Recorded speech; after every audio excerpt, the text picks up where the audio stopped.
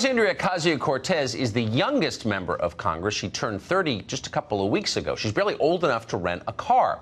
And yet already she's one of the most powerful politicians in America. 18 months ago, nobody in Washington had heard of the Green New Deal. Today, it's at the very center of the Democratic agenda. Ocasio-Cortez did that. So there's a reason she's famous. It's not just hype. She's impressive in a lot of ways. And even if you disagree with her, you ought to admit that. She's legitimately tough, for one thing. Strength is a prerequisite for success in politics, as in life. Ocasio-Cortez is. She's one of the only Democrats in the House who's totally unintimidated by Nancy Pelosi. When she got to Washington, party bosses tried to make her moderate her views for public consumption, but she refused. Unlike most members of Congress, Ocasio-Cortez actually believes most of what she says. She understands that something profound has gone wrong in America.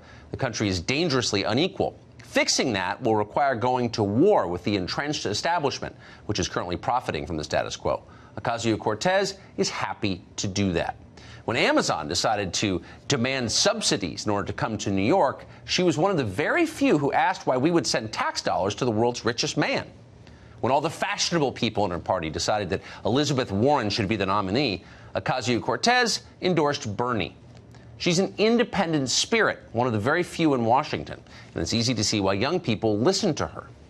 And in the end, that is the problem with Alexandria Ocasio-Cortez. It's not her economic views, the ones that get all the attention. Yes, she's a wild-eyed left-winger who's pushing socialism on the country. Her ideas may be stupid and wrong. We think they are.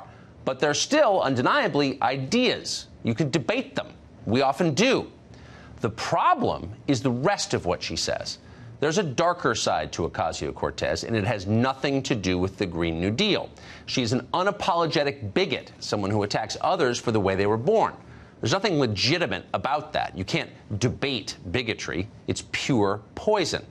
It's terrifying to think that someone who spews open racism has become a role model for our young people, but that is exactly what has happened.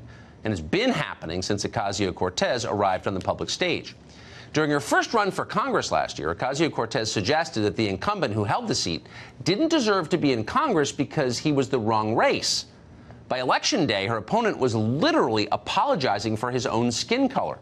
When he accused Ocasio-Cortez of making the election about race, she didn't run from it. Quote, "It is about race," end quote.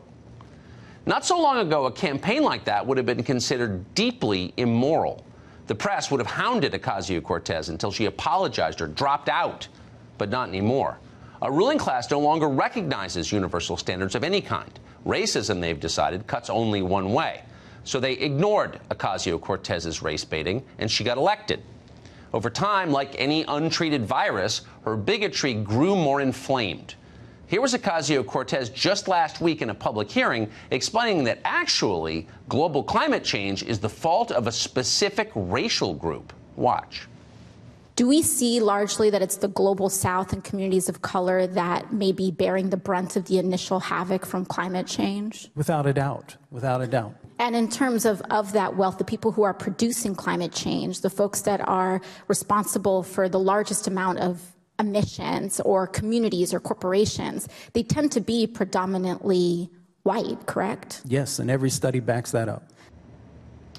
The people that are producing climate change, end quote. That's right. Those people, the ones destroying the earth, driving entire species to extinction, killing children. Ever notice how all those people look alike? They've got something in common, don't they? That's right. They're the same color. That's what she's saying.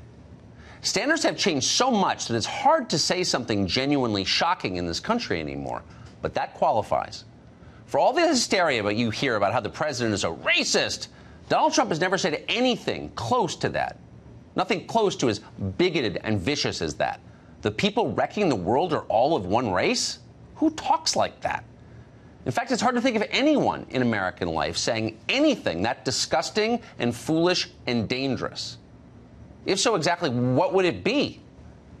And yet, and here's the amazing part, nobody seemed to even notice when Ocasio-Cortez said that in the middle of a congressional hearing. Our rulers acted like it was all totally normal, because increasingly for them, it is normal. This is an ominous development for this country. Talk like this will destroy us. It has come close before, as you know. It's possible that Ocasio-Cortez doesn't really know what she's saying. You'd like to think that she doesn't. Maybe she's just young and lacking wisdom and can't hear herself. The problem is that others can hear her clearly. Every time she encourages her followers to hate and distrust other people based on their race, some of them will. And over time, this is how countries fall apart. So going forward, here's a plea to Alexandria Ocasio-Cortez. Keep saying what you think is true. Keep taking jabs at the establishment in Washington. Even those of us who disagree with you will cheer you on. But my gosh, please, for the sake of the country and the children you don't yet have, please stop attacking people for the color of their skin. They can't change who they are, and neither can you. We all have to live here together anyway, and we won't be able to if you keep this up.